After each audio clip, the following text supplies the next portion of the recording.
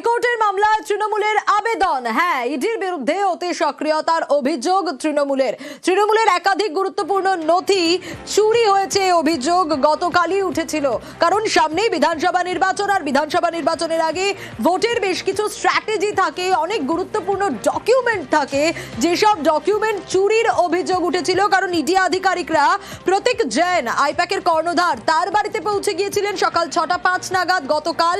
এবং ঠিক সেই সময় একদিকে যখন বেশ কয়েকজন ইডি আধিকারিক প্রতীক জৈনের বাড়িতে, ঠিক সেই সময় প্রতীক জৈনের অফিস আইপ্যাক, সেখানেও কিন্তু পৌঁছে যান ইডি আধিকারিকরা। 13 ঘন্টা তল্লাশি অভিযান চলে এবং তৃণমূলের একাধিক গুরুত্বপূর্ণ নথি চুরির অভিযোগ। আরো বিস্তারিত এই বিষয়ে জানাতে পারবে অর্ণব, রয়েছে আমার সঙ্গে। অর্ণব, হাইকোর্টে মামলায় তৃণমূলের আবেদন, ইডির বিরুদ্ধে একদিকে অতি সক্রিয়তার অভিযোগ, অন্যদিকে ইডি বা কি চাইছে?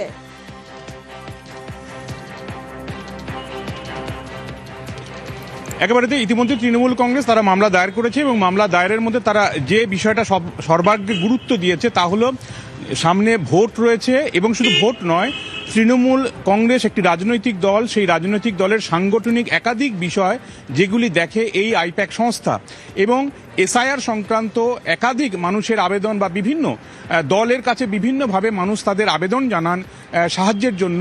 এই সংক্রান্ত দলের রণকৌশল সংক্রান্ত, স্ট্র্যাটেজি সংক্রান্ত একাধিক নথি যেটা ইডি ইতিমধ্যেই গতকাল অভিযান চালিয়ে কার্যত এই দলের যেটা কনফিডেন্সিয়াল সেকশনের নথি সেগুলিকে হাতিয়েছে বা লোপাট করেছে। ওই নথি তৃণমূলের সাংগঠনিক বিষয়, ভোটের আগে এগুলি নেওয়া কার্যত এটা একটা ষড়যন্ত্র। তাই ওই সমস্ত নথি ইডি গতকাল আইপ্যাকের কর্ণধার এবং আইপ্যাকের অফিস থেকে যা যা বাজেয়াপ্ত করেছে, নিয়ে গেছে, সমস্ত নথি তৃণমূলের সাংগঠনিক নথি, সেই নথি ফেরত দেওয়ার আবেদন করা হয়েছে তৃণমূল কংগ্রেসের তরফে।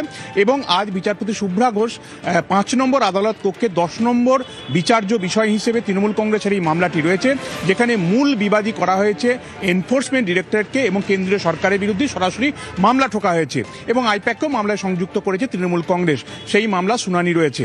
অন্যদিকে তুমি যে প্রশ্নটা করলে, এনফোর্সমেন্ট ডিরেক্টরেটের তরফে গতকালই দৃষ্টি আকর্ষণ করা হয়েছিল কিন্তু মামলা দায়ের হয়নি। গতকাল সন্ধ্যেতে কার্যত দিল্লির সঙ্গে কলকাতার একটা আলাপ আলোচনা ইডি অফিসারদের মধ্যে এবং তাদের লিগ্যাল সেলের মধ্যে আলোচনা হয় এবং সেই আলোচনার নিরিখে তাদের যে বিষয়বস্তু নির্দিষ্ট হয়েছে, এক, ইতিমধ্যেই ইডি তাদের যে আইন রয়েছে, যে সংবিধান রয়েছে, সংবিধান অনুযায়ী একটা এজেন্সি তদন্ত করতে গেছে, অভিযান করতে গেছে, সেই অভিযান করতে গিয়ে পুলিশের অতি সক্রিয়তায় তারা কাজ করতে বাধা পেয়েছে।